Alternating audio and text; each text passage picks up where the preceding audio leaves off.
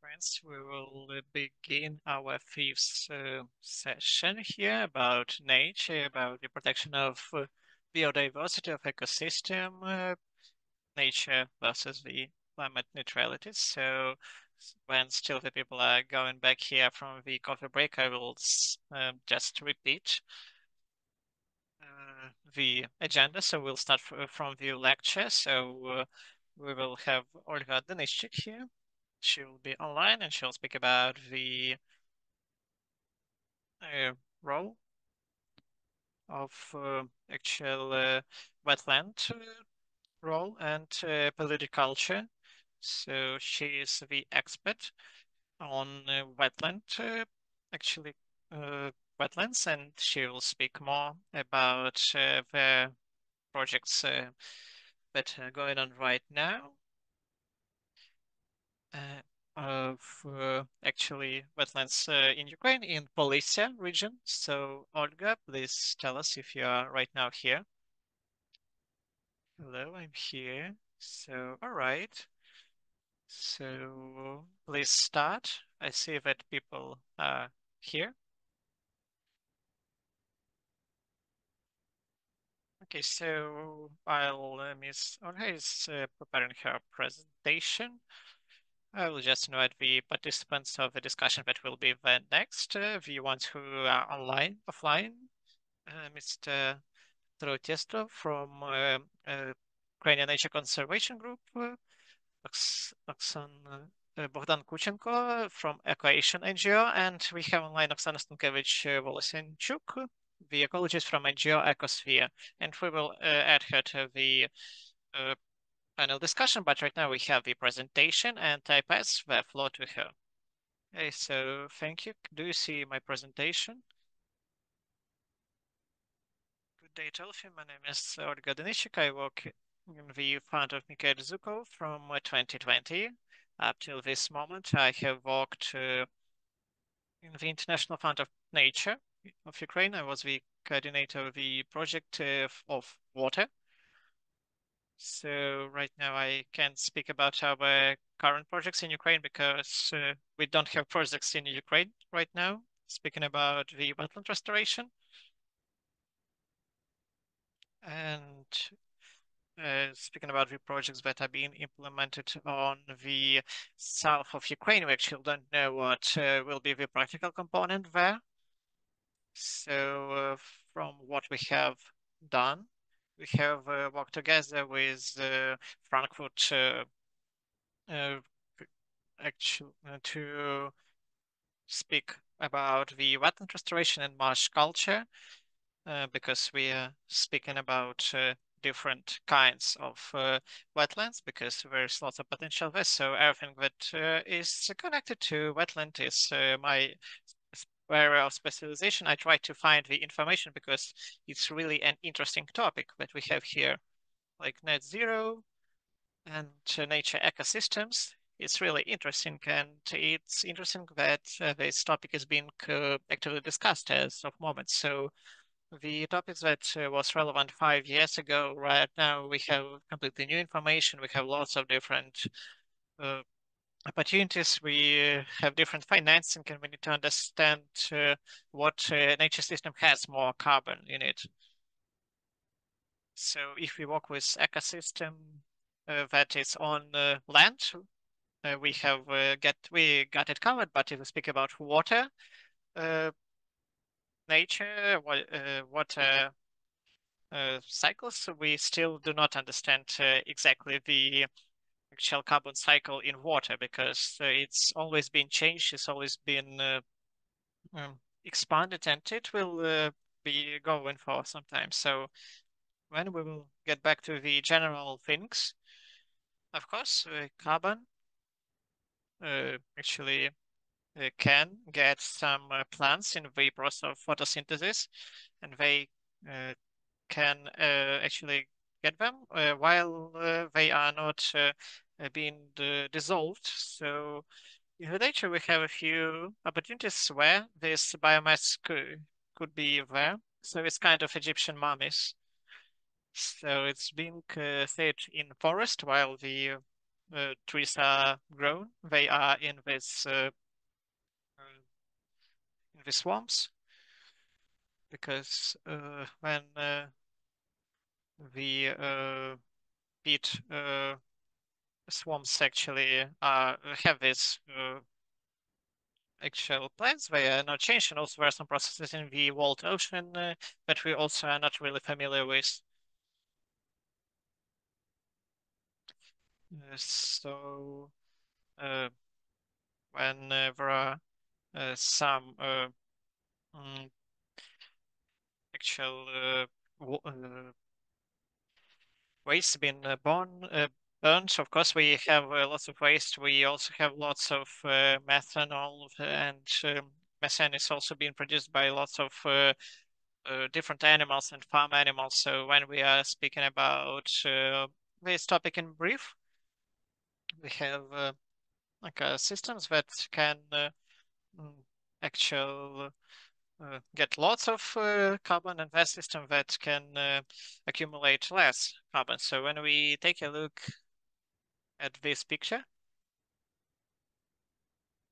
so it's understandable that forests are not the systems that actually accumulate this carbon. So they actively accumulate this carbon when they are still growing. After that, they got to some status quo, and after that, the carbon number that they get is getting lower. So we have kind of a strict number here. So if we speak about peat box, like it's the forest system, like wetlands, the number of actually carbon accumulated has been growing all the time.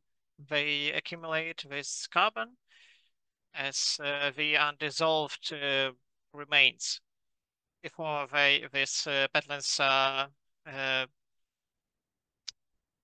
and after the actual ice age, so that they appeared 9,000 years ago. So we have 10, 15 actual meters of peat. And in the tropics, when there were no ice age, they have a peat box even more than 15 meters depth. So we have good examples. All the tropical forests are being grown on such kind of wetlands, and this kind of ecosystem that is not in our Ukrainian systems. If we look at the forests, they also can get lots of carbon accumulation, and also different system that are in the seas, where lots of different weeds that is being grown in the Mediterranean Sea. And in Ukraine, there are also lots of systems that can accumulate actual carbon emissions. So when we'll take a look at other slide, we see that even so, the peat bogs take a really small part of actual land. So we have 500 million hectares. 3.3 million hectares are forests, but the number of accumulated carbon it's 2 times more in wetlands than in all the forests in the world. So if we take into account the peatlands as the basis of the climate assessment, is they are much more important here. So also here you can see the actual peat bogs in the world. So they were not always been actually researched really well. So the first actual high level of research was when actually peat was being used by in industrial sphere. It was in during Soviet Union, and also right now we have this new trend to actually researching wetlands to understand how it actually deals with the climate. So what is the peatland actually? So peatlands, this is the kind of length with more than 30 centimeters of peat being stored. So it is created by the biomass. It's kind of Egyptian mummy, as I told it earlier. And this kind of remains that is there is not being dissolved. So according to the UNFCCC, is the organic soil. And of course, the peatlands are growing more than they are dissolving. So it's a really great picture of peatlands. So you can see that there are lots of carbon that is there. We have different animals, we have different plants there, we have really specific biodiversity there. On these peatlands, we have the some kind of mm, actual animals. Also, such kind of an animal is a reed bird. It also lives in Germany and in Ukraine. So in Ukraine, the peatlands are specific. So in Ukraine, we have two and 2.5 different types. So the first type is lowland peat bog that actually is fed by a combination of surface and groundwater and precipitation. Some of them been fed only from the actual precipitation. And it's really easy to tell the difference.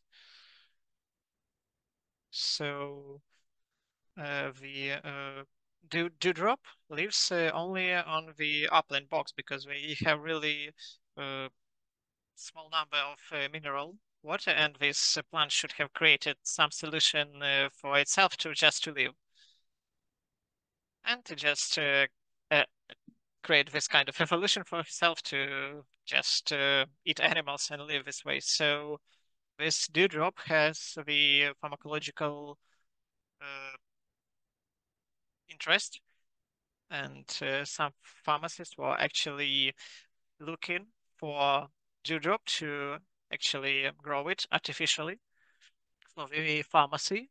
And I actually have taken dewdrop from Vinnytsia National Reserve, and they have understood. So the specialists have said that it was really hard to analyze this kind of plant because all of these methods of analysis for the plants that mm, eat insects, they have completely other designations, and the actually number of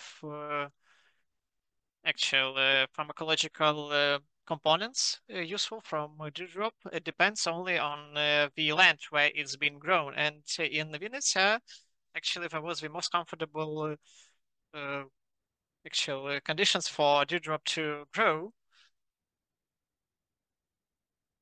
And in Vinnytsia, we have the most actually bog massive, the highest, the biggest one. We didn't have also any other parts from Belarus. So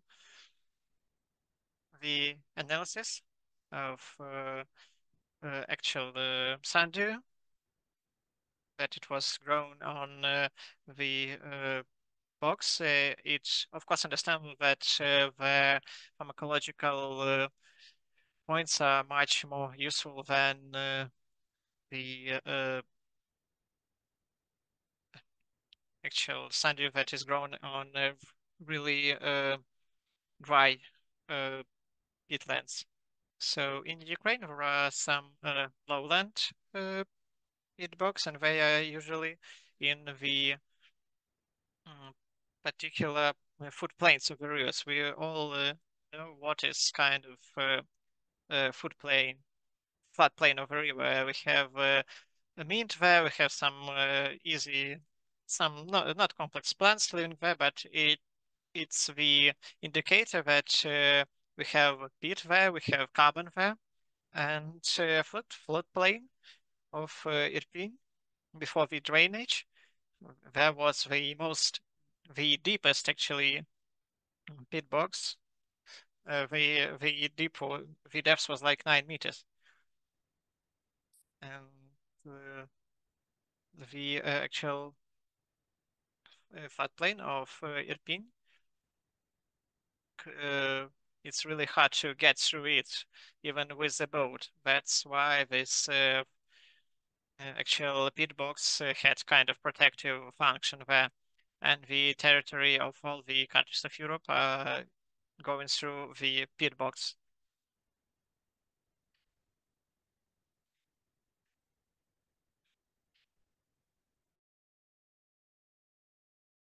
So how the rivers have changed for this period of time? They were the so-called agrarian rivers in Europe. These were those rivers which were used in agriculture. This is the beginning of the 20th century. We can see that this particular river is a meandering river. It is not straight river, it is moving. It is a dynamic river. Let's see whether we can see that it has a big floodplain. There are certain territories for the river to extend and expand in spring. And on the right, you see a Polish river, and it is from the edition made by Polish experts. And we see that the river is absolutely straight. It's like a canal. There is no buffer zone. There is no area for the river to expand or to flood. Again, it doesn't have a floodplain. No floodplain, no pit. And the water from the river goes into the groundwaters through the floodplain. And definitely, when we have snow melting in spring, when we have lots of water, the river on the left, due to the fact that it is a meandering river, the water course and water flow is slow, so it floods the floodplain and penetrates the groundwaters. On the right, the water will go very quickly, and the chances for the water to reach groundwaters are very low. So as a result, we have this like canal-like river. So we see other physical laws in progress. And this is something that was done to the Ukrainian rivers.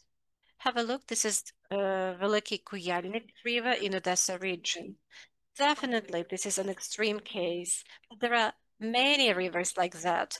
If we go to Google Earth, Ukrainian rivers are straight rivers. They are channel canal-like river, and they are not even considered to be rivers. They are considered to be canals. So this is a modified water facility using the European definitions. Here. It's the way it looks like. Lots of barriers, lots of natural dams, no floodplain, and we see the agricultural lands coming too closely to the river. So there are no additional flows to the big river. And here you see the end of the river, so you see certain barriers. And you can see that after this small dam, we have already trees. So this is the end of the river. And definitely when we had drying of the river, there was peat decomposition and there were emissions into the atmosphere. In 1959, it was written that peat deposits covered about 1.5 million hectares. But it depends how you actually inventorize it, because at that time they counted like 70 centimeters depth, because it was the minimum depth for peat production. More than 800,000 hectares have been dried. Quite often you may hear 1.2 million hectares figure, but we do not have accurate data. So we do not know what was the figure in Ukraine. And we also do not have the map of peatlands in Ukraine. And that's bad because according to international commitments, Ukraine has to report about the number of peatlands dried. We also have lots of fires on peatlands because of climate change, and I'll talk about it more. So that's everything about this part. There is a well-known fact that lots of peat deposits are in Ukrainian Police region. This is the territories of Volyn, Zhytomyr, Kyiv, and Chernigiv regions. And in those areas, there were dryings, and the rate was different. There are territories of the so-called small police that covers also Lviv region. And there are some small peatlands all over the Carpathian Mountains. People do not pay attention to them, but they are still very important. Here you see the map of the peatlands and the content of organic carbon in the soil. We did it within one of our projects.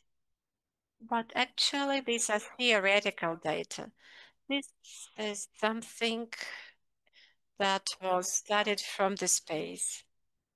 But actually, it is impossible to understand whether it is a dried peatland or whether we are talking about black soils. So this is inaccurate map that cannot be used when we are talking about climate reporting. This is a very interesting map.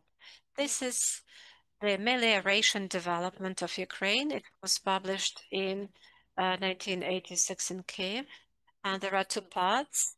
The first one is about actually wetting lands, and the second one is about drained lands.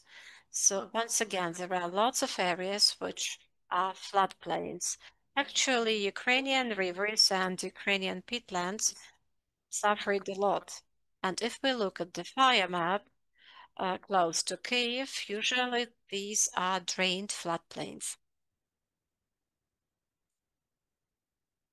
And you can see the map of Volyn, Zhytomyr regions.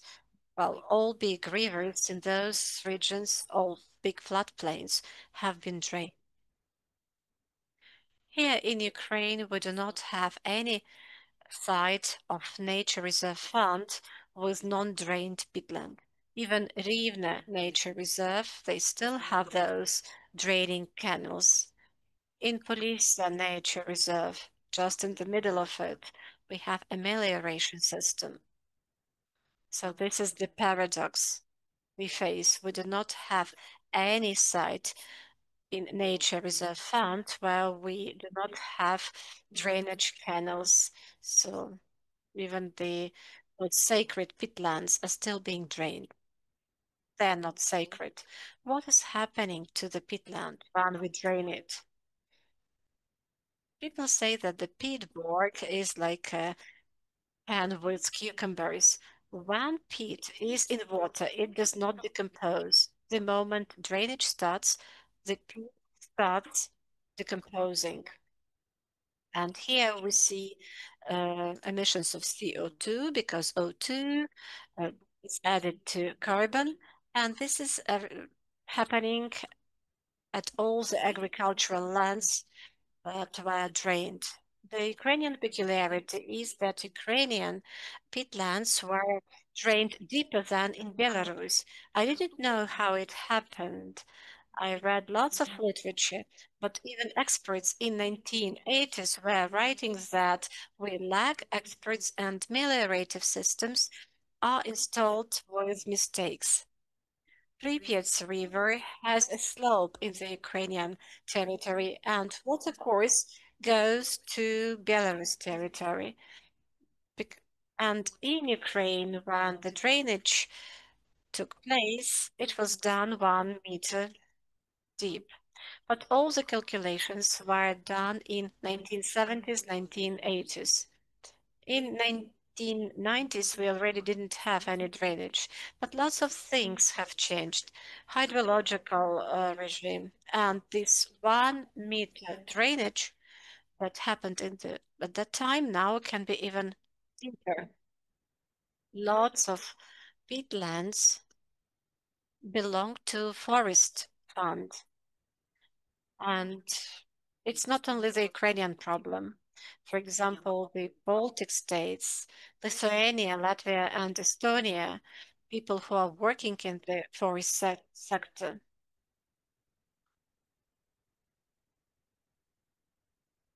they protect the drained peatlands. But even if we forested the peatlands, and even if these trees absorb CO2, the peatlands still emit CO2. And we all understand that forest plantations usually suffer from more fires than in some other forests. So the fires are more destructive. So here you can see what happens if we have a fire in the natural peatland, and about 3% of peat is lost in the fire. And what is happening if we have dry peat when we have plantation? 51% of peat is lost in the fire. So we can just imagine what amount of carbon is emitted into the atmosphere. And in Ukraine, we actually have the growing number of fires because the decomposition process accelerated. We have drop in water level. We have longer dry period. We do not have groundwater regulations in the drained peatlands. And also we have violations of fire safety rules by local residents. In Europe, practically they do not have fires in dry peatlands. Well, we do have these fires just because of the fact that local residents do not comply with fire safety rules. If we try to understand where Ukraine is on CO2 emissions from peatlands, we will be approximately in the middle of the list. We do not have data on Ukraine, but well, we have approximately the same figures as Poland has. Here is a very important point. When we are talking about general peatland emissions, then to make 5% from general man-made emissions of carbon. So if we take all man-made emissions, 5% will be from peat bogs all over the world. And for different countries, this percentage will be different. For Ukraine, the figure may be 5%. For Germany, 5%. For Indonesia, this will be 30% because they have very deep peatlands that have been drained. And Indonesia doesn't have such industries as European countries. So according to the calculations available in Europe, Ukraine is considered to be a country with serious peatlands emissions. Have a look at Germany, where all the peatlands, peat bogs were drained. So they drained absolutely everything. So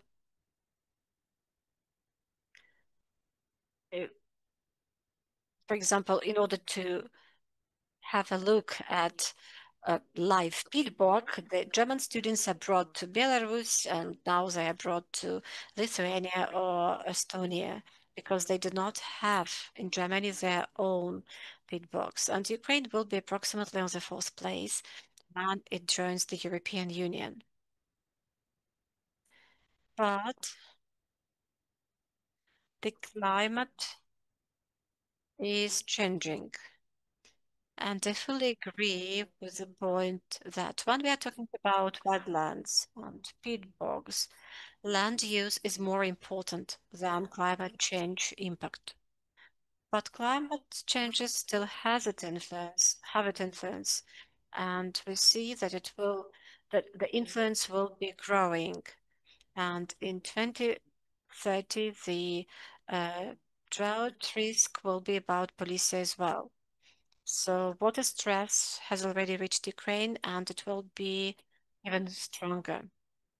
Ukraine has signed Paris Agreement.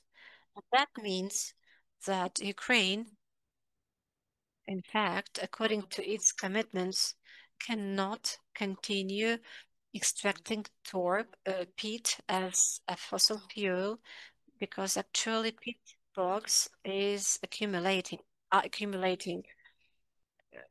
greenhouse gases, but Ukraine is still doing it. I know the situation in Volhynia region, peat extraction is ongoing, and there are local communities which are very poor, and they are trying to sell whatever they have. They have lands, they have those peat bogs, and they are trying to sell them to the peat industry. So this is the news. But also we have paludiculture. After everything has been drained in Europe, after it turned out that peat bogs produce huge emissions of greenhouse gases, they started thinking what can be done about it. And the new concept appeared called paludiculture. So you actually keep a peat bog as part of production. You suggest farmers some other ways of using those peatlands. Definitely, you can understand that, for example, German farmers or any other landowners do not want to give those areas. Therefore, paludiculture is the concept that allows you to raise the level of water and to continue production on those areas. Unfortunately, the ideal goal is achieved only if we have the plantation of trees and we have raised the level of water in this peatland, and well, the cows cannot walk here anymore because there is high level of water, but there may be flora species and fauna species that are comfortable with such high level of water.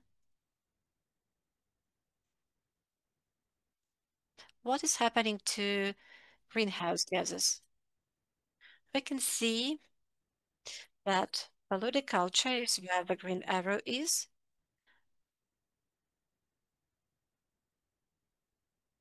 This is the area where we raise the level of water and we flood the peat that was decomposing and produced CO2 emissions. So we stop CO2 emissions into the atmosphere.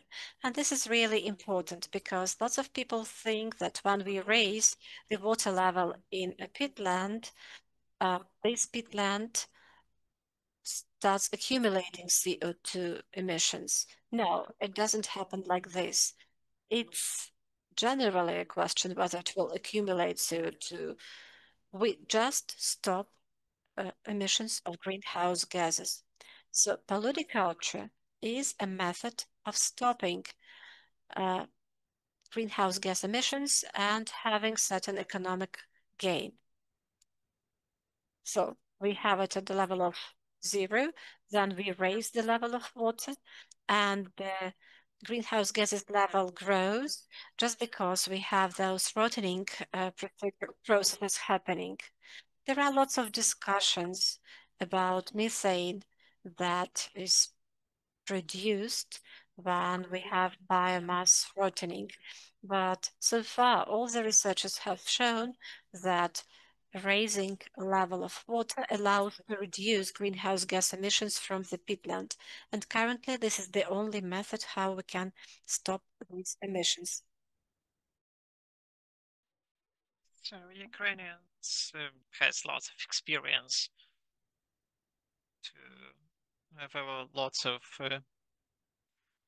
different floorings made after fruits, and was really great because Ukraine was actually procuring the reed for the uh, actual uh, roofs for European houses, and with new technologies that we have right now, it will be also much easier. Of course, right now there is war, and the delta of uh, the delta of Dnipro, they are not that much accessible, but it's a really perspective direction. Also, insulation materials are also uh, really perspective directions. So all of these actual plants are growing in these pits, and they have lots of advantages because they are resistant to fungus, they are lightweight, they are fire resistant. Also, really interesting actual direction, and I hope that forestry staff will also work with that because black alder is a really expensive wood, and it only grows with the high level of humidity and water on actual peat. And for the actual forestry agency, it could be a really interesting direction of work because lots of different trees are suffering from specific uh, uh, like from forestry fires and lots of different parasites, but black alder is resistant to that kind of thing because it actually grows on water. Also, there could be different energetic products, and we can use lots of different kind of plants there. So in the Volyn region, where lots of production of actual peat, and country gets does some datations, and for Volyn is not really economically viable to grow some technical plants. And these plantations that are in water right now, they weren't economically viable. So while still in the country, there won't be these processes that will be looked on. So Ukraine will not get any kind of push. But everything is here. So in Epicenter in shop, you can see the pallets that are being sold. So in Ukraine, we have lots of paper straws being developed. So in Ukraine, we have the full cycle. We have really expensive companies that create these solutions with packages and on international level. Ukrainian market have lots of organizations and enterprise that position themselves as really active international participants, but we don't know anything about them in Ukraine, unfortunately. So we try to get in touch with these companies and speak to them so that we'll speak about, and they refuse to talk to us because they just use this uh, all of these materials for free because they I think they just take it and try to utilize it. But it's really an interesting example, and Ukraine is a big player on such a market, but we don't know much about it. In Ukraine, one of the point of usage of pits is for meat, the meat of buffaloes. So not very much animals can deal with lots of water, and buffaloes can deal with that, and it's also applicable to geese and ducks. So how we can use the biomass to create different containers for packaging. Ukraine has the actual experience, and I've seen how Ukraine is given biomass from the sugar cane, and we can also use it to create some containers. Also, textile, the paper industry. So in Germany, this field is developing right now. They started to use the actual this kind of plants for the packaging. So also in Ukraine, it's really useful. It will be great for us to have a state support to to have EU support to create additional economic incentives. So also two last slides about the ecological restoration. So there are lots of projects on ecological restoration. What I want to say here. So unfortunately, this territory was completely roughed. The chances that it will become a livable actual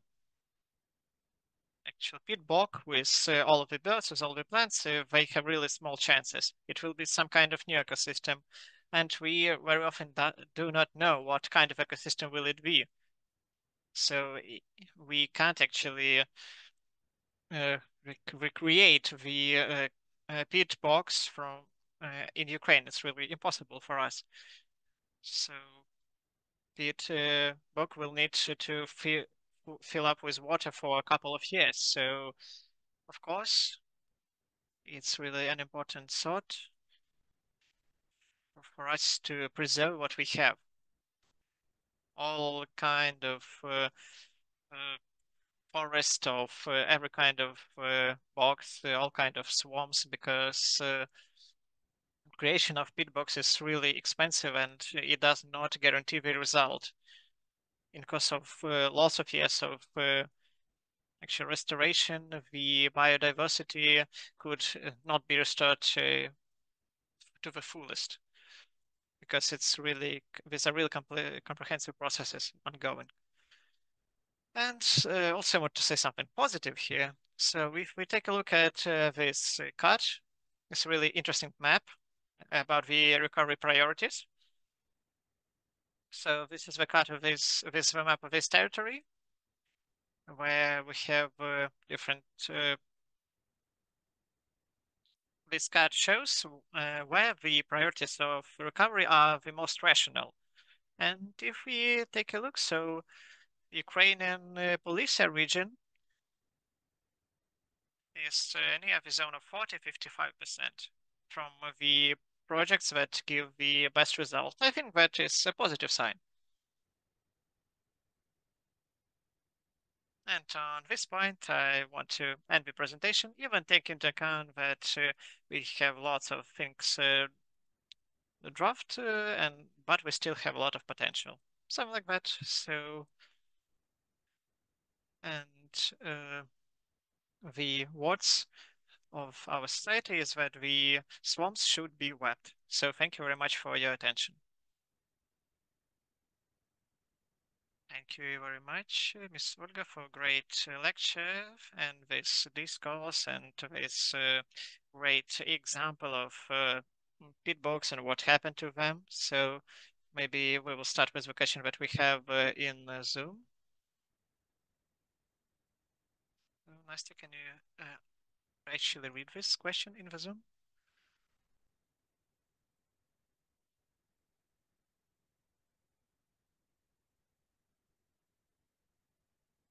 So in your opinion, what is the ratio between the role of humans and climate in the drainage of wetlands? So what were stages in the drainage of wetlands in Polysia in the pre-industrial period before the second half of the 20th century? So thank you very much for your question. So it is believed that the role of humans, the land, the role of land use, when we speak about the wetlands, it's bigger than the role of climate. So climate gives some problems, but the main issue is lies in actual people. If we speak, for example, about such issues as extensive plowing. So what were some stages in the drainage of wetlands in Police? Of course, there were lots of different stages. First expedition, so there were on local levels, some small projects on drainage, even before the 20th century, but we don't know nothing. We know nothing about it. So the local communities were always doing some kind of drainage for their own good. So the first expedition of General Zhelinsky to Polysia is the beginning of the 20th century. It was the Tsar Russia, and they have done a lot of things. They have done lots of researches. So in Rivne Nature Reserve, they have the channel of Zhilinsky. So they were doing the actual drainage, and you can also see the maps for they are available for free, and you can see the territories that were drained by this expedition. So it was the beginning of the 20th century. After, when Volyn region and the Rivne, like Volyn region, when they were in the territory of Poland, they also have started the drainage of wetlands to use these lands in the agriculture. So they created kind of actual line of protection. So on the actual wetland, there was kind of protective border from the Russians. So the some of the Polish scientists have created the method how to protect themselves from the possible war, just to uh, actually create the flooding of this land. So in if we speak about the wetlands, they if we speak about the drainage, it could be economically viable in course of 10 years. But after 10 years, there are some problems that begin to emerge. So the actual experiments that are done by different scientists are not always possible to implement in reality. Like they were done in some collective farming associations in the Soviet Union. So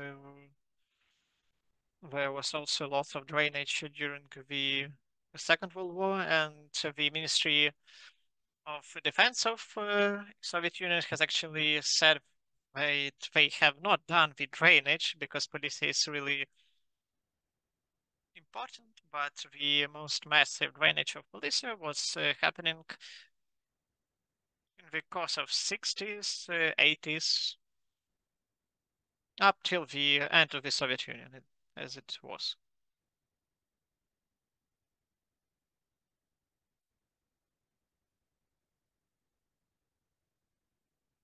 Okay, thank you for this really great, interesting lecture. I also have a question that is also directed to the economical reality. If we can get this drained territories back, and can we flood them once again? And maybe it was possible, for example, in Germany, some economical calculations, how much will it cost, and if it will be possible to create new actual workplaces for people, and maybe some construction ongoing, maybe some energetic cultures, and how this process was economically calculated to create some new push for Ukrainian economy. Okay, that's a really comprehensive question. It's a really important question, by the way. So in Europe, everything about this topic, it's also they also have this comprehensive mechanism of dealing with that. So these farmers get some support from the state to actually flood these lands, and so they get the financing for the systemic services that they provide. So the ecosystem services calculations, the costs are being calculated, how much work needs to be done so that this uh, pit will be working ongoing. So and they do the flooding next. So in Ukraine, it could be really economically viable through because of different points. So it could be viable if we will actually do it together with carbon projects, because there are lots of different organizations that can pay the owners of the territories for that they keep these territories not drained.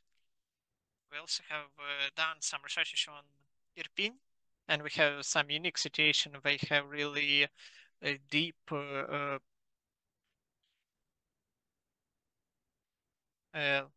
really deep pit box and lots of actual pit, and this company was ready to pay lots of money for people just to keep this pit box in their previous state. So in Ukraine, for example, it's really viable. So Ukraine is a huge exporter of medical plants. So Ukraine exports lots of honey. So honey that is being that is being captured from the uh, pit box. It's much more valuable and costs more. And I think so. Economical situation, and in particular the fact that state does not pay attention to lots of things like free usage of different weeds and such kind of issues. They just do not allow the culture and story to walk on. So if we had some good actual tariffs on all of different plants and different materials. Of course, it will help us with different alternative materials, and we'll be able to sell everything. But still, while it is really cheap to sell wood, if it's cheap to just take some weeds from the nature, there will be no any progress done. Thank you very much. Maybe any other questions? So I don't see it right now. So thank you very much, Ms. Olga. So there is one question. If the tourism can help here. Of course it can. And in Ukraine, we have great examples. I think everyone knows about the Andriy Sagaidak, who has created a really great expedition. I think you know everything about Evgeny Dovoluk, who has Supi Center. And it's really interesting to speak about it because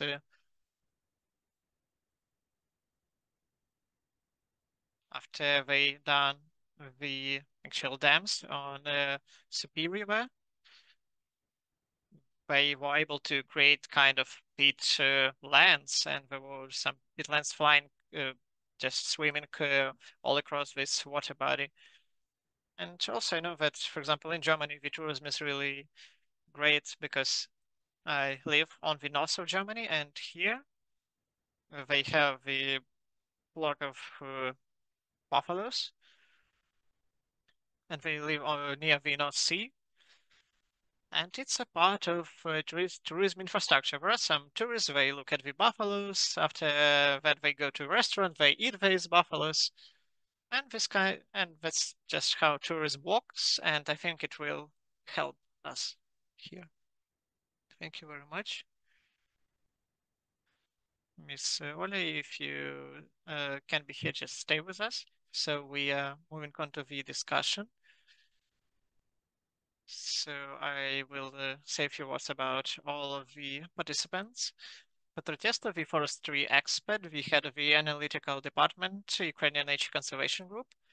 Oksana Stankevych-Volosyanchuk, the Ecologist, the Environmental Protection Expert from NGO Ecosphere.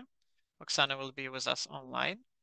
And Bohdan Kuchenko, Ecosystem Conservation Specialist from NGO Ecoaction. So Miss Olga Denyshchyk, if she wants, she also can take part in the discussion.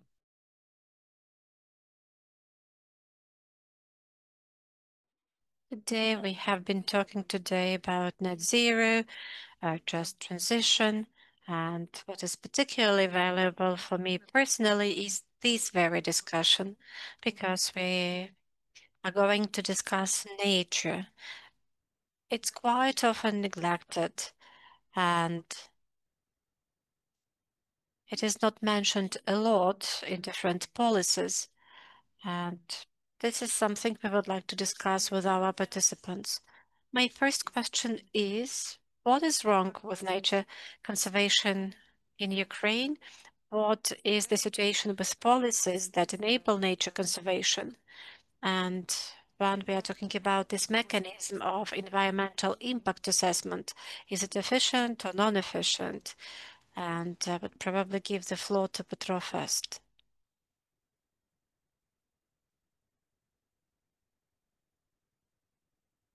Good afternoon. Thank you for the question. The first thing I would like to say that I disagree with Olga a bit because I visited some countries of continental Europe, and I would like to say that nature conservation is really nice in Ukraine. For example, if we are talking about old growth forests, or for example, Desna river, or for example, Carpathian rivers, which do not have these small capacity power stations. And well, this is probably not our merit. This is just because we were lagging behind Europe all the time. That's why we have this nature. And what is the situation? It's much easier to preserve than restore. And I don't like the situation in Ukraine when we start talking about restoration of nature. We should be talking about preservation of nature. But now we lose nature very quickly. What's the difference? In Western Europe, they lost nature when nature conservation was not a mainstream. But now we lose the areas of nature when it is a mainstream. And we have also government action plan which says a lot about nature conservation and environment protection, but actually all the actions are aimed at destroying and destructing nature. So on paper, we are protecting environment and conserve nature, but in practice, all the governmental actions, with exceptions, certain exceptions, we have this destruction. And the situation is getting even more complicated. We have the Ministry of Economy, Ministry of Agriculture, and Ministry of Environment combined in one. Well, this is good that the Ministry of Economy wants to stop all the permissions to make life easier for business. It's okay when the Ministry of Agriculture wants to have all agricultural lands because they need harvests. But when we had different meetings, uh, it turned out that we have some compromise. The decision that was made was not approved of by those three ministries, and well, it was more or less satisfactory. So now we do not have any nature protector. And when the draft law on deregulation was considered at the committee, the situation was really difficult. In the Ministry of Economy, they said, well, you have to cancel everything. But another person says that, well, the permit system is really good. We have to keep it. So now the goal of the attack, the focus of the attack is environmental impact assessment. This is not an ideal procedure. Probably it is not always helpful, but there are specific examples when it allows us to help conserve nature. So when we are talking about environmental impact assessment of forest, well, we are not talking about ban on deforestation 100%. But yes, there are certain wetlands where you cannot do deforestation, or in those areas where we have red book plants and species. And soon we shall have the law voted in the parliament that cancels environmental impact assessment regarding deforestation. And the Ministry of Economy is always supporting business. And for example, right now even they have written that they should keep this environmental impact assessment.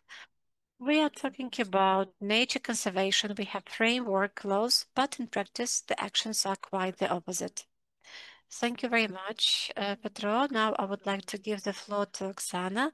She's with us online and she has been waiting. So please share your opinions and ideas.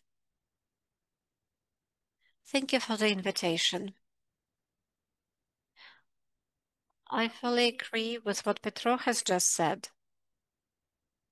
And I can continue. We have to stress all the time that to preserve nature, unfortunately, we did not hear the speaker. The sound stopped.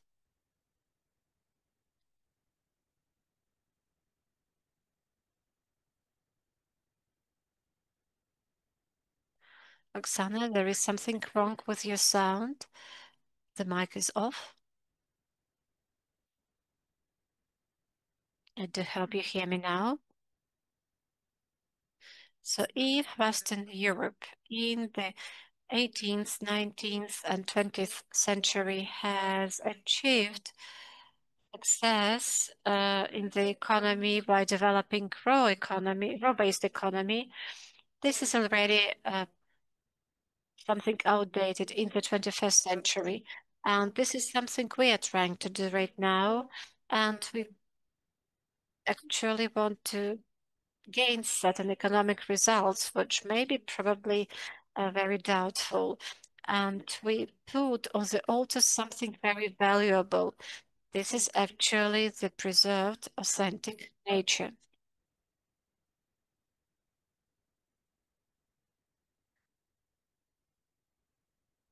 In my report, I would probably focus on the following situation happening in Ukraine. This nature is really destroyed in the east of Ukraine and in the north of Ukraine, where we have combat actions and the war causes this destruction of nature. But at the same time, we also see the offensive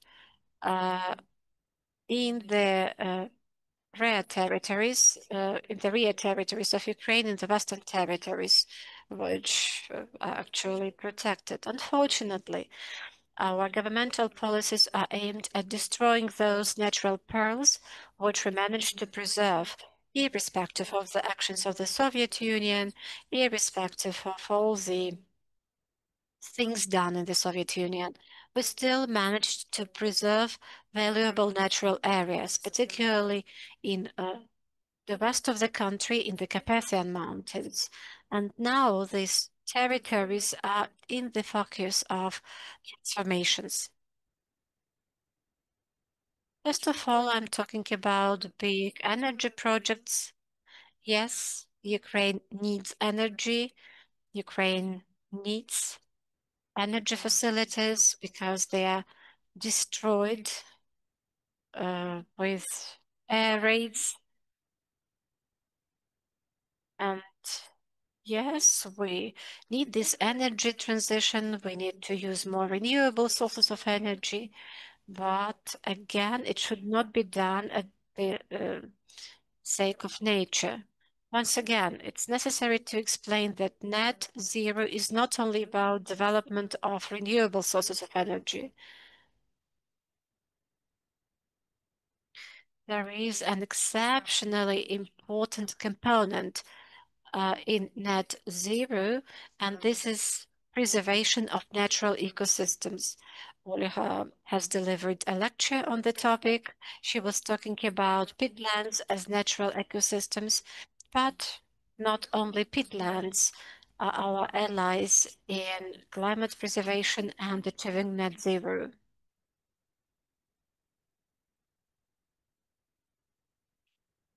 And when we see that development of renewable energy is achieved by using those natural ecosystems, this is a wrong way to go, and it does not lead us to the goal set by the European countries and set by us to ourselves. First of all, I'm talking about a very extensive project of wind turbines, 1.5 gigawatts. And It is supposed to be built in the highlands, in the Carpathian highlands.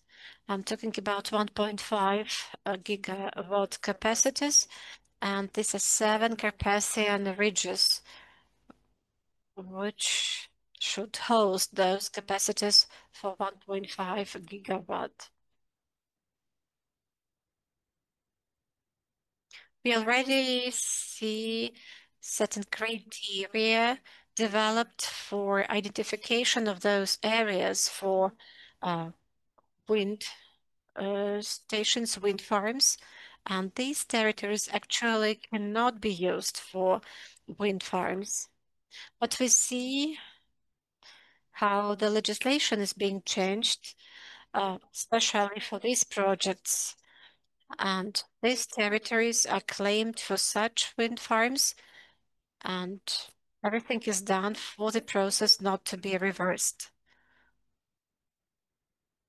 So we are talking not only about some highland ridges, we are talking about landscapes and biodiversity. We are talking about tourism attractiveness of the Carpathian Mountains. We are talking about cultural identity of people living in the mountains. So all these things are at stake. And we are talking about the interests of a certain business group which wants to claim those territories for this project and which does not want to consider some other territories where we also have the wind and where we have this wind farm potential. There is another example of our inconsiderate and unreasonable tendencies in the area of renewable sources of energy, and these are small-scale hydropower stations in the Carpathian Mountains. Petro has already said that the Carpathian Mountains are those areas where we have free-flowing rivers. And Olga was also talking about similar situation that German people bring their students to Baltic states to have a look at live peatlands. So the German young people bring their students to us to look at old growing forests and real mountain rivers that can be the so-called model rivers. And now the government considers some projects which presuppose the cascade of small hydropower stations in those territories which are part of Emerald Network, which are territories where we have lots of valuable species, red book species, and which are included into Berne Convention resolution. We are talking about the rivers, which probably are the only rivers in Europe where we still have self restored population of Danube salmon. And well, it is rather artificial, you know. With us, this population is breeding itself. So everything is done destroying the communities which are against those small hydropower stations, and still those decisions are promoted and are pushed, and the Ministry of Environment couldn't do anything about it. But now we even do not have a special ministry to protect nature.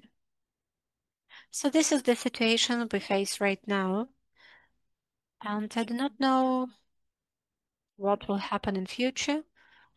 Definitely, it looks like until the last peatland is drained and the last tree is cut, nobody will think about nature conservation. But we have to remember that we'll never have enough money, as for example the United Europe had, to restore all these things. And again, we won't be able to fully restore those things because every ecosystem is replaced with another ecosystem.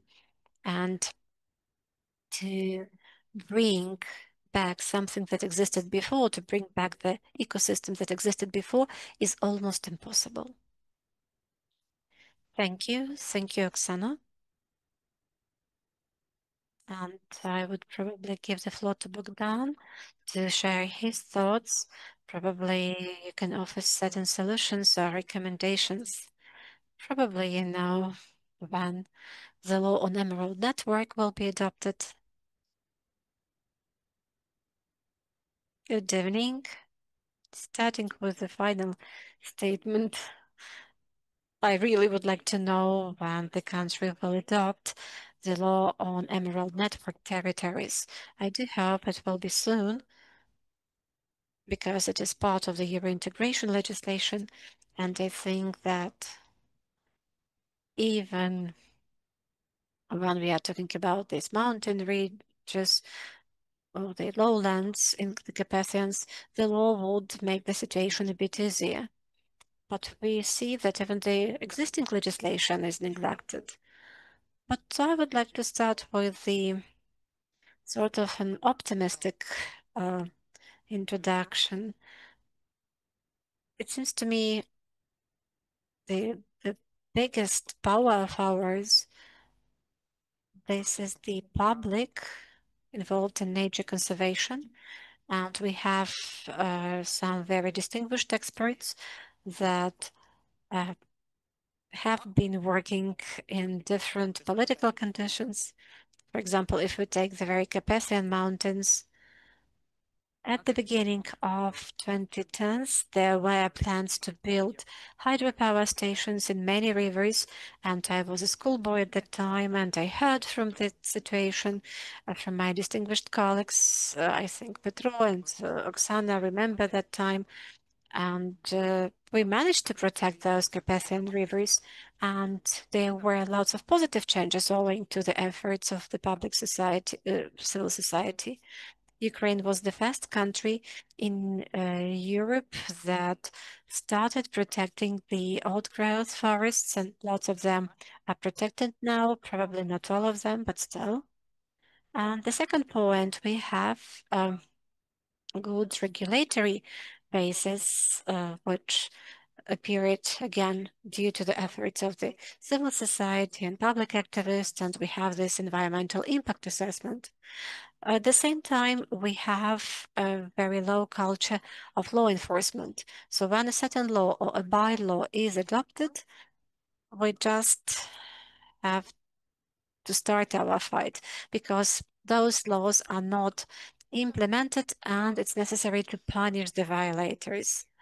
And for example, we have certain public organizations, we have law enforcement authorities, and we have environmental inspection in place some time ago when it was functioning before the full-scale invasion, and we managed to ensure a certain punishment for those people who violate the environmental impact assessment procedure. And we actually taught businesses to comply with this assessment. And now people are talking about those hydroparks, and well, they are trying to show that this environmental impact assessment is probably too extensive. Some basic activities may start, and these environmental issues may be addressed later. And there was just a situation when the representative of the company said, well, we do not have this environmental impact assessment, we'll have it later. And they already started certain works without having this EIA, and they have already covered some hundreds of hectares of highland ecosystems, and for him it was a norm.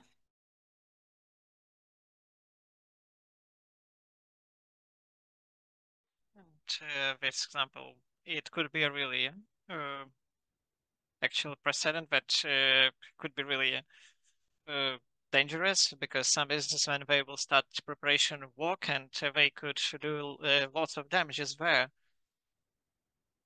And it will upscale to the highest possible account. And also these initiatives are also really could do lots of damages and they're really dangerous because uh, all of the businesses after the cancellation will also say that their operation are really important for the economy, and they just will say that uh, they are really important, and we have a kind of change of actual definitions there. So there we can also speak about improvement of different procedures or about some kind of left-leaning legislation.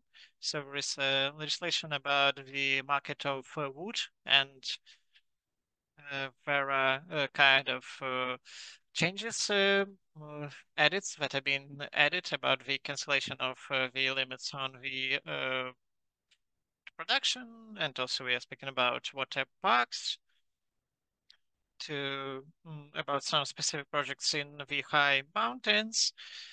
And there is a high lobbyism in terms of business that is done here, and and when they can just push on some activists and do the changes that businesses need. And we need to create this joint position from different community organization, the society organization to influence the situation, and we need to understand that such kind of activists, they don't have enough resources for that. And so I guess that's it at this point, so thank you very much. So I'd like to ask Olga how these situations with the councils, with connecting the ministries have been looked at by Western European colleagues. Are there any discussions of that, or maybe there are any questions, and anything else that you wanted to add in this regard? Thank you, Anastasia. So actually, this kind of unification surprised Western colleagues because no one was expecting that, and of course, it's really complicated because when the big projects are being prepared in Ukraine, they have been discussed in ministries with the colleagues, and this when they understand that the colleagues that were coordinating these projects yesterday, they have new ministry right now, and it complicates everything. It just stops all the projects that are being planned. And of course, from the point of us as people who actually work for the protection of environment, with risks and damages and losses. But Western colleagues, they have adapted to Ukrainian reality, and they are stress resistant because when you want to work in Ukraine, you need to be actually stress resistant, and they actually hope for better always. So if we will speak, if can speak honestly, I just want to say that I am really proud of Oksana, who works with such a complex topic of windmills in Karpati, because I can't even imagine the person who just tried to withstand against the force of business. And it's a huge sense of pride of me for Oksana because she's doing all of that because I'm not available for that kind of work, but I really understand what kind of psychological and emotional resource it requires for this kind of superhuman because it's really honest. And Oksana, I'm really proud of you, and I haven't said nothing to you because I didn't know how I can say it to you. And right now we have met online through Lviv, and I just want to say to you honestly that I'm really proud of the fact that I know you, because this kind of work requires lots of extensive forces apart from just doing your job. So I have lots of hopes that Ukraine will move to the European Union, and take into account the fact that Ukraine should show that it wants to become a part of European Union. I hope that it's the process of movement to European Union, in direction of European Union, that will cause some changes in the protection of environment. These are just my hopes, because honestly I understand that it's really complex, it's really painful, and I understand that I actually so afraid for my pit pods, and I understand that everybody is afraid of their own thing, and we need to create these practical things that to use them. And so this war that is ongoing, we don't know how long it will be ongoing, but up till the end of our lives, we will walk with the actual aftermath of the war that is going on right now. And always there are humans for whom money are the most important thing in life. And when there is a situation like this in Ukraine, so part of actual human just take war to make as much money as they can, and lots of them just uh, actually destroy the forest, destroy the swamps. So it's not really constructive things that I'm speaking about here right now, but I don't have any other views. I think your answer actually shows the complexity of the situation, and with what we need to work and with what we need to fight against. For example, like Oksana, and we really feel what you're saying. And I will pass the mic. Good evening to all of you. I am the head of the natural resources of Lviv State Administration, and we'll be working on the particular pit box in our community. So what I wanted to say is that there is the biggest problem here is the ecological education and responsibility. So what actually we stand to lots of neighborhood communities when we are speaking about the creation of nature recreation fund, and lots of deputies, lots of heads of communities, they do not always understand why we need such objects of fund. Why should they be useful to them? And also to work with people, because the ecological education in schools and actually adults is not enough. So uh, actually our generation that was studying in 80s, 90s, the uh, economical aspect, the ecological aspect is really hard to possess. And if we speak particularly about windmills, about different pit bogs, we so we didn't have everything, and we need to work on that to actually raise this ecological awareness in humans. And also, I want to ask a question about the responsibility, because the problem that we have right now when I'm working in the local self-governance body is that unfortunately the procedures was kind of nominal, and we don't have the responsibility for information that is in this procedure. So it's a big problem, and the procedure of Leave State Administration, well, it shows that there are lots of organization and lots of projects where just copy paste thing, and we don't have even enough databases to understand with what we actually work in the community, and we want so all the information which has been worked on in the community, so it will be accessible to everyone, so that we will be able to use it, so that it will be actually field, and that will be lots of work done. So speaking about the actual experience of communities of European Union, we have 3 projects right now. We speak about water resources, water swamp resources. So right now we have some good work that was done in Ukraine. We have some great results, and we have worked a lot even on voluntary basis on financing, and that was made possible because of different NGOs and different activists, and we also have lots of land that is in communal uh, kind of ownership, and also private, and lots of land in Europe. They have pit box in private ownership, but it's really hard to agree with them to use them. But today in Ukraine, it's really easy to work with that because lots of pit box are in communal uh, ownership, and the state itself can regulate how to work with this kind of territories. So we have a lot of work on, and we need to have this general vector of movement, the general path.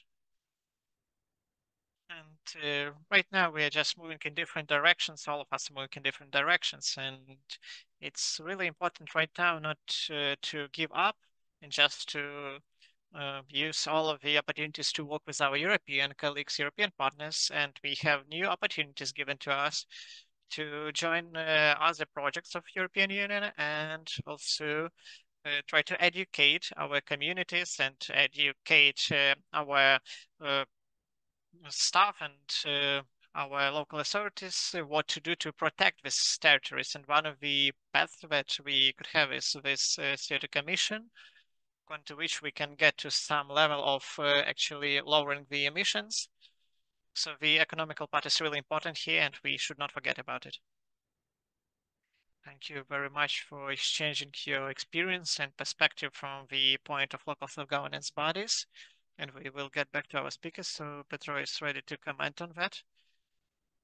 Okay, so it's more relevant to the tomorrow's panel, but it's really uh, great that it was notified that we have lots of land in communal usage. So I have talked to people who were ready to deal with restoration, and there are people who are ready to give money. And the problem is to find money and to find a territory that has 10 owners at the same time, and to also deal with all of them. It will really be complex. And when you have only one owner on a really big land, it's much easier to cooperate. And we need to stop just renting of these places, so that these owners could give this place for rent. For example, if we speak about pit box that were given to rent, and these people are using this piece of land for farming, and there was kind of a usage of Dniester River, so lots of lands there they were given just to different farmers, and right now all of the parts of such pit box were drained, and they right now are just unusable. And we have nothing to work with them because there was hundreds of owners, and we didn't come to agreement with any of them. So it's useful for Ukraine, and we have lots of projects ongoing, and we can work with them, and lots of our partners do not understand that, and they try their own approaches there, and they say that there are some owners there, and I just say to them that we have some communal ownership, and we can work with this lands firstly. Thank you very much. So I would like to get back to Miss Oksana and to ask her to tell what is the relevant situation right now. Maybe there are some updates, your views. So we need to understand so that the community will know about it. Okay, so uh, there is the actually building that is going on without ecological reasoning, and through the whole meadow there is a huge road on for tens of kilometers. It's a completely new route that was created through the forest without any ecological agreement, and it gets to the river. So apart from this road, right now there are also some pieces of land or forest to be destroyed to create the electricity plants. So we are speaking not about the meadows, not about the mountains. We are speaking about destruction of forest massives, uh, of forests in the mountains that should be protected, that have their own nature functions, and they are just being segmented. Destruction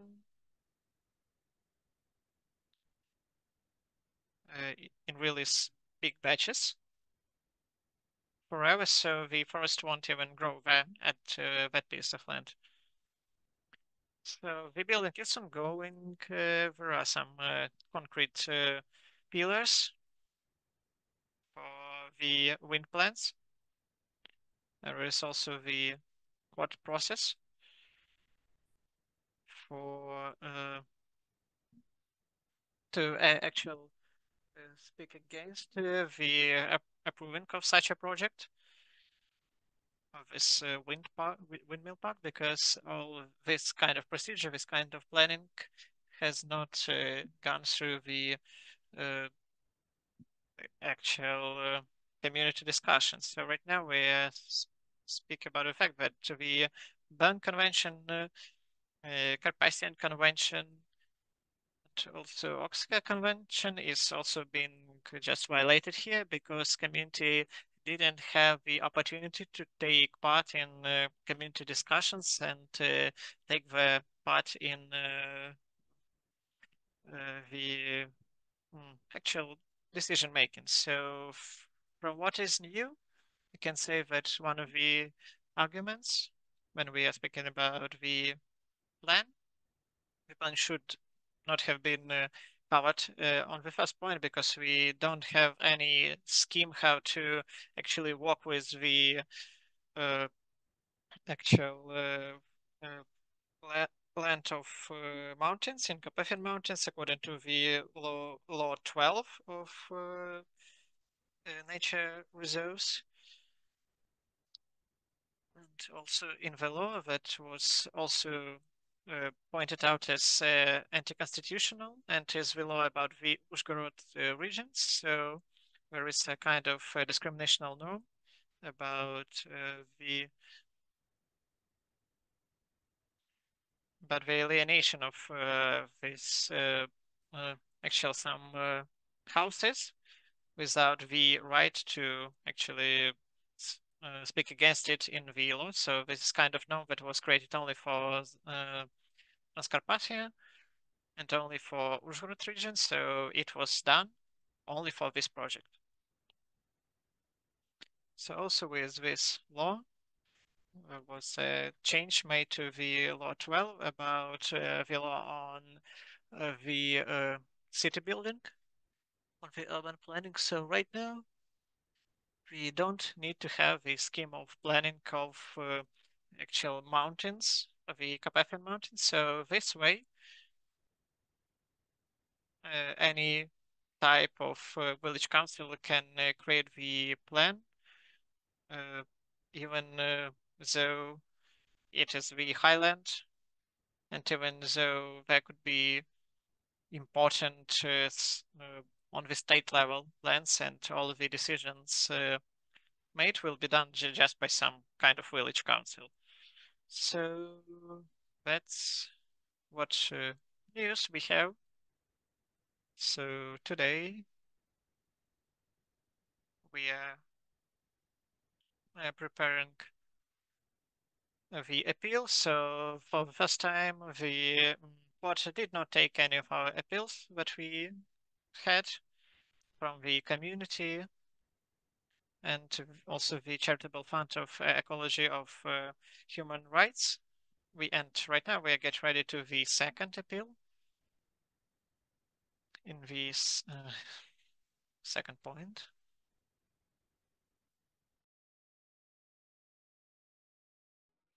Thank you for information, and I would like to use this platform to encourage you to follow the situation, to provide your support wherever it is needed, just for this not to become a fight of several people who are not indifferent.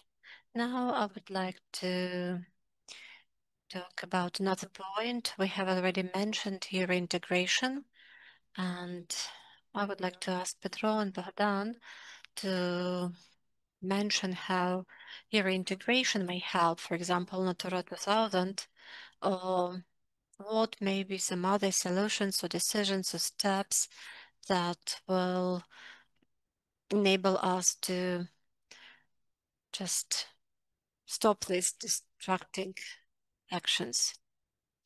The practice has shown that similarly to National Anti-Corruption Bureau, Special Anti-Corruption Prosecution, well, we have certain pressure of the European Union, of the European Parliament, and it may stop these bad initiatives, which are bad for Euro integration as well. The attempts to stop environmental impact assessment failed because, first of all, we had very active public activists. We usually underestimate ourselves, but when I talk to our European colleagues, so honestly, even during full-scale invasion, sometimes public activists are more efficient than our foreign colleagues without full-scale invasion. And the second point, what has helped us, the European Commission and the European Parliament clearly indicate stop making exceptions from environmental impact assessment. So here Euro integration may really help. Currently, we do not understand whether we have UADR regulation in effect since the 1st of January, and whether the product from soya can be sold if there were certain legislative violations were in place. And right now there is no control, and this is sort of economic pressure on tariffs that will probably stop the access of products. So the moment the first penalty is imposed on the first batch of soya, definitely people will check their activities. So Euro integration is something that may help and really helps us protect our nature.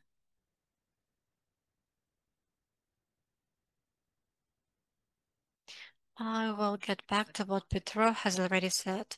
This UIDR regulation about deforestation has 2 points: deforestation and degradation of forests. So we have to prevent actually degradation of forests, and within forest sector, degradation of forest is in the focus. So the timber should not come from old growth forests. And well,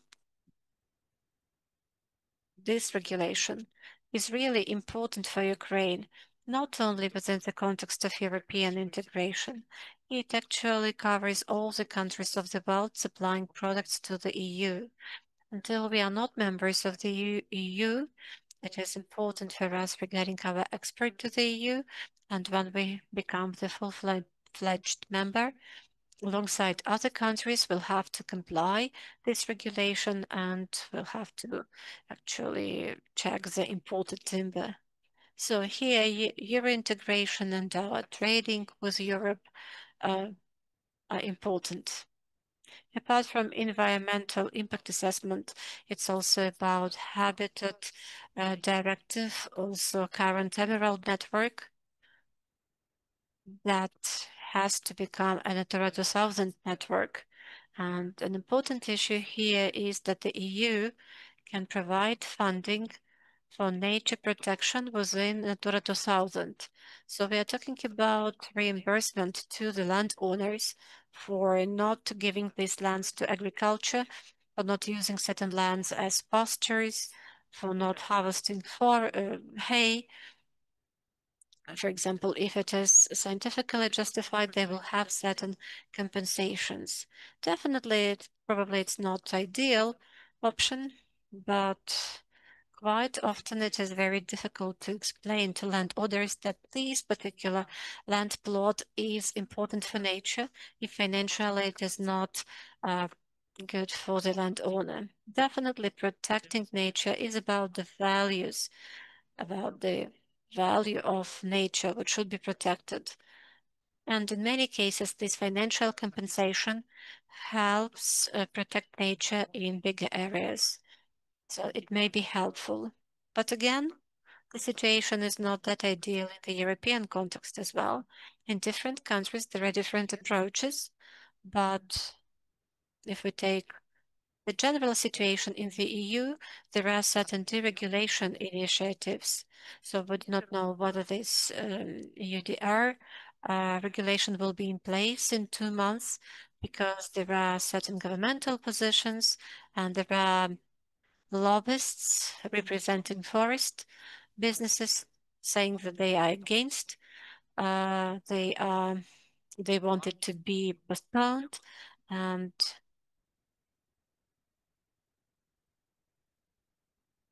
this environmental policy in the European Parliament is weaker now because the lobbies of the business groups is really strong. And that means that on the one hand, we have to apply those requirements of the EU that are already available. On the other hand,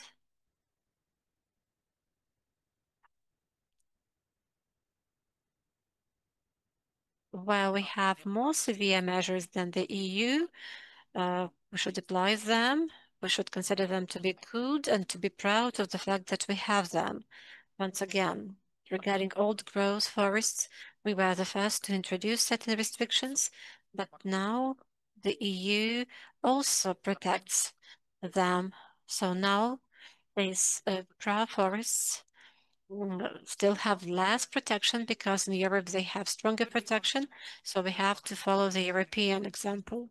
And in Europe, lots of nature conservation measures are on restoration of nature because these natural areas have already been destroyed. What we have to do is to preserve those things where we have. Sometimes the European norms will help us.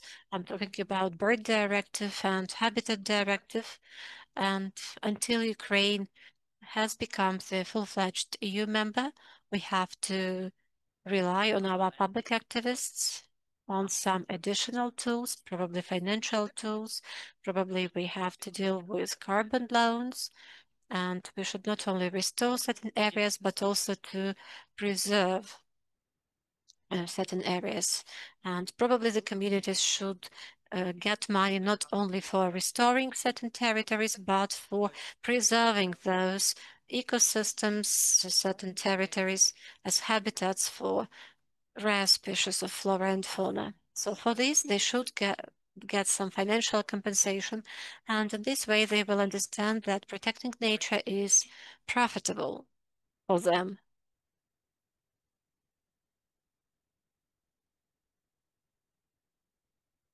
So they really have to fill their budget, but they have very short-term thinking, and they want to have money here and now, and they do not think what will happen to this community in some distant future.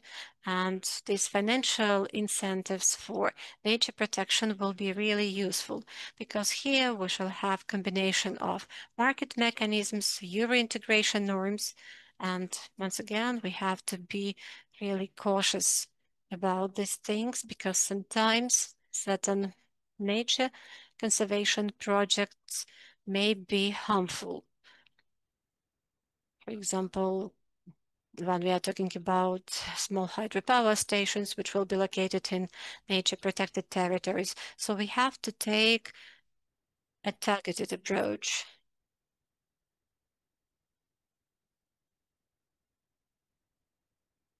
So we have to look at the experience of European countries at the moment of EU accession, how the public activists were trying to enhance the environmental legislation, but at the same time, we have to take into account our local context. And we should understand that we should not replicate their experience because the experience of every country is unique. And we have to value our opportunities to protect nature, and we should use both Euro integration tools and our own ones available in our national legislation. Thank you very much, Bohdan. Thank you for this detailed explanation. Yes, Euro integration is not the panacea.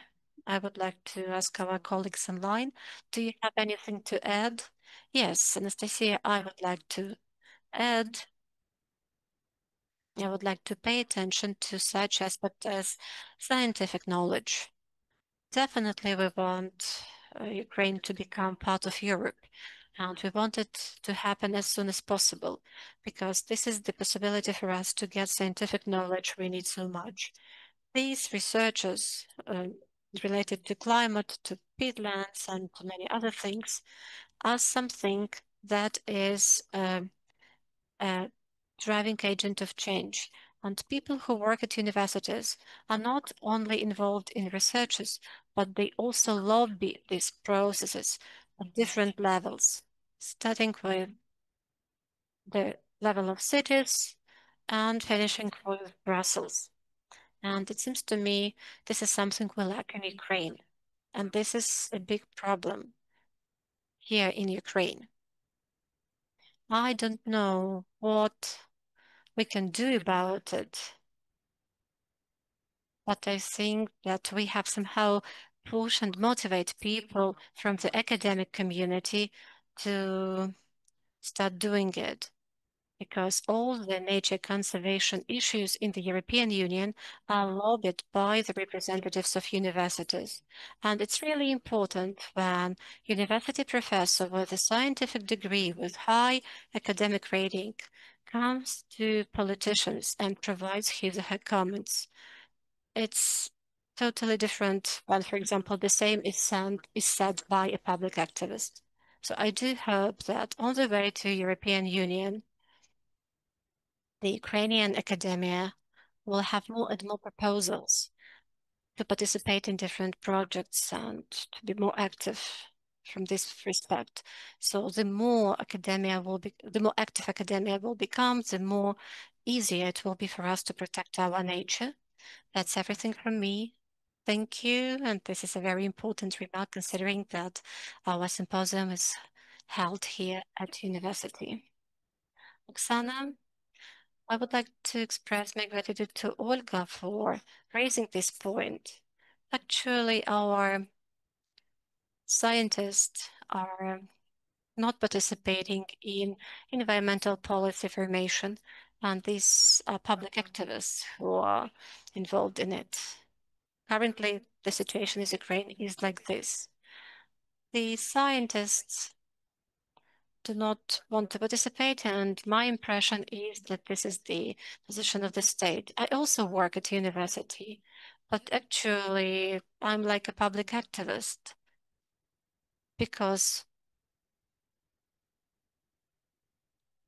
for example, at the beginning of November, there will be meetings of two profile committees of the parliament about building hydropower stations in the Ukrainian Carpathian highlands.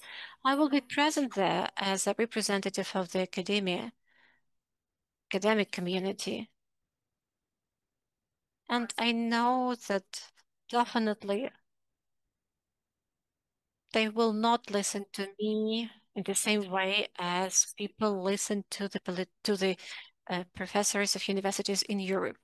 The opinion of the businessman will be more important for our politicians than the opinion of the scientist or scholar who is talking about certain scientific researches and certain scientific risks or environmental risks. Unfortunately, this is part of our political culture.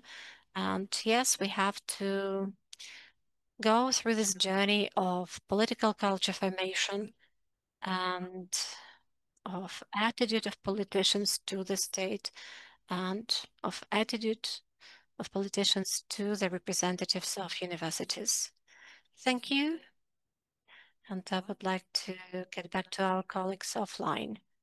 And I know that both Petro and Bohdan work with nature reserves.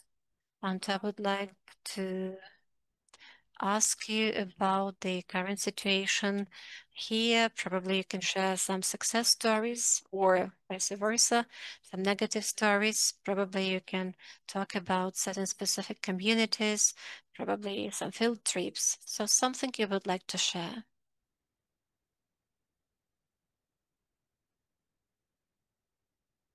Just to briefly characterize the situation.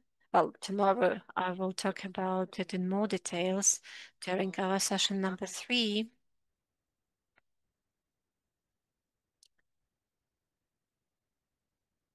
So, nature reserves, the situation uh, is not very positive. We have some isolated success stories that there were favorable circumstances and the public activists initiated certain processes and used the situation to open the window of opportunities and certain reserve territory was established.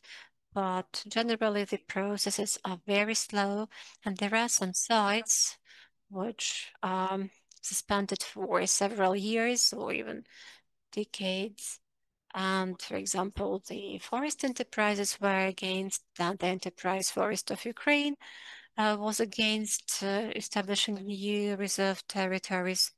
And when we are talking about non-forest areas, even if those lands were owned by the state and there was a chance to create those natural reserves and there were scientific substantiation, but then this possibility was neglected. Now these lands are private, at least the majority of those lands became private, and now we try to cooperate with local communities. And we represent different public organizations. Well, we have lots of communities, but very few activists. Sometimes we are successful, sometimes not. Lots of lands are already in private ownership and they cannot be made natural reserve. Certain lands have already been taken for development. And for example, we were present in Kharkiv region and there are communities where they have big areas of steppe land plots. Well, these are hundreds of hectares of steppe. And this is the steppe. It was in the same condition hundreds of years ago. You see very rare wild species. You see steppe eagles, and these are really very, very valuable areas. And the community was interested in making them a natural reserve, but now the procedure is really complicated. We do not have support of regional environmental department.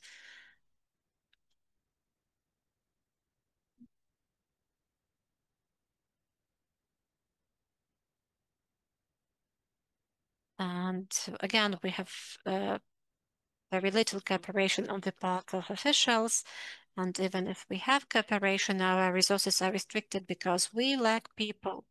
So when people are talking about cutting officials or making officials redundant, well, it's probably not about the environmental area because we lack officials in this field, particularly those who are actively involved in protecting nature. So actually we have to increase the number of state officials in the area of environment, but definitely these should be qualified people. Again, in order to work with natural reserves and establishment of natural reserves, we need lots of qualified people at the local, regional, and national level. And these people should listen to the scientific community and to establish natural reserves with proper management. And a couple of words to Petro. Let him talk about his practical experience.